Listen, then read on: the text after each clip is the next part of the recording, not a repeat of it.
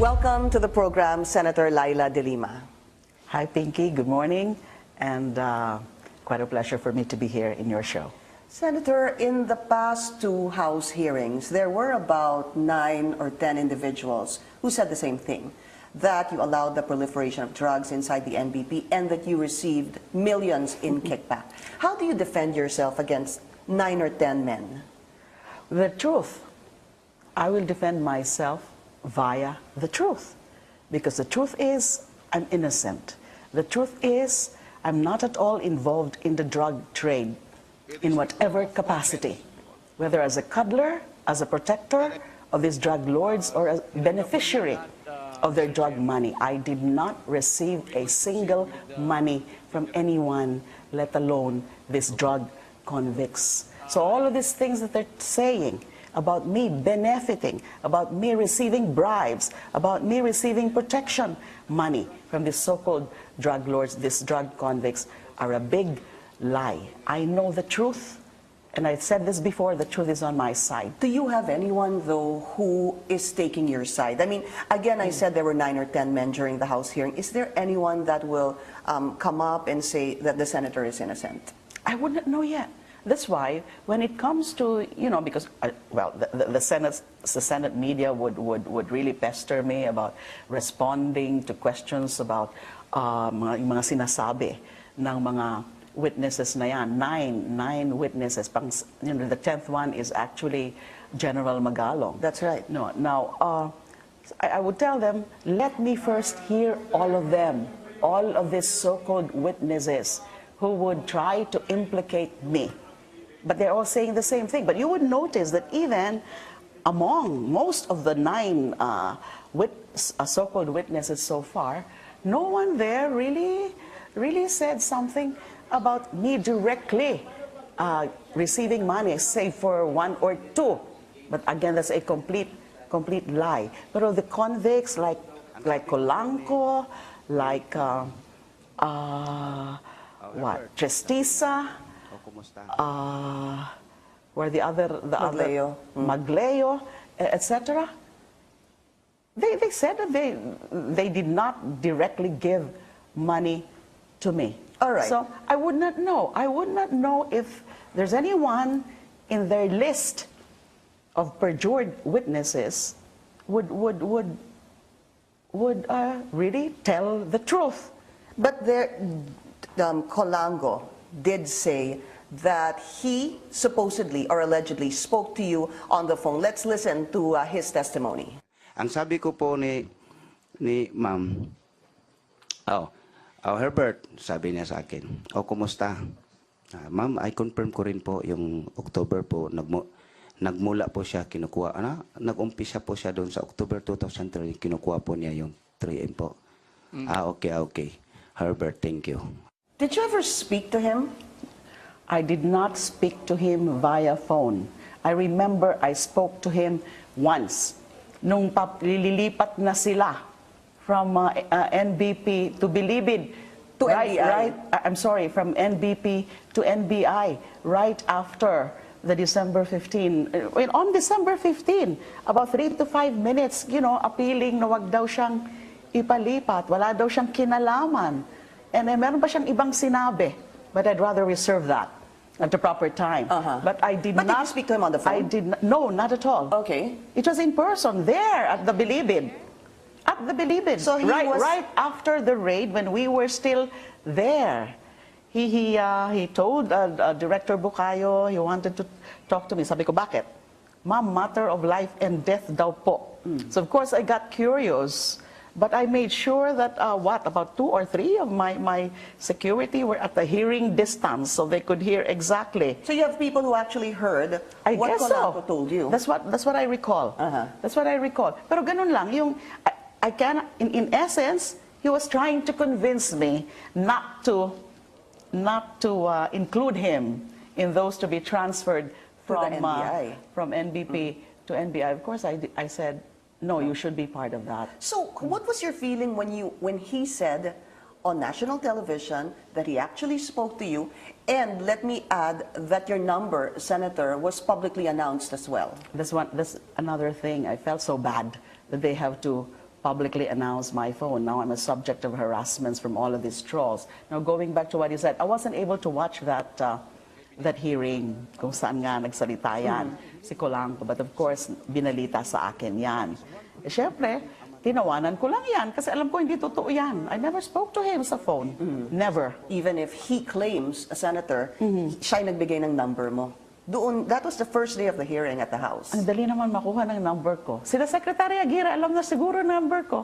Yung mga the ones behind all of this, yung mga nag-orchestrate ng major demolition job na yan, concocting these stories just to really pin me down. Of course, they would get all of those things already by now. They know those details already. They know my numbers, my cell phone numbers. They know my address. They know, I think, even the numbers of my family, the numbers and even the addresses of my staff, the numbers and the addresses of people perceived to be close to me.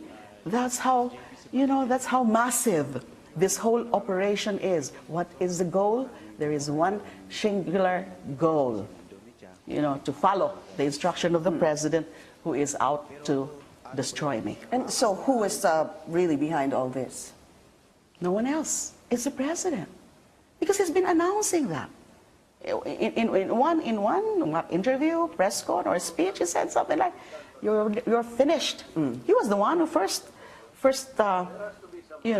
brought this up in the open, and then he brought up the so-called drug matrix, etc., etc. So he wants me out.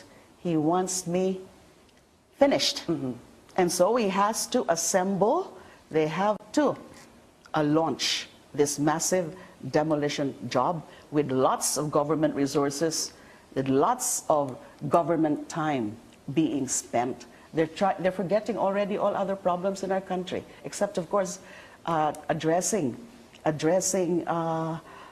criminality, and of course they're still, they're very much still into this war, the so-called war against drugs. But the president seems to be forgetting all other areas of governance because he's quite obsessed with me and his and my destruction. But the president said many times that when you were chairman of the Commission on Human Rights, he was the whipping boy. He said that a number of times, Senator.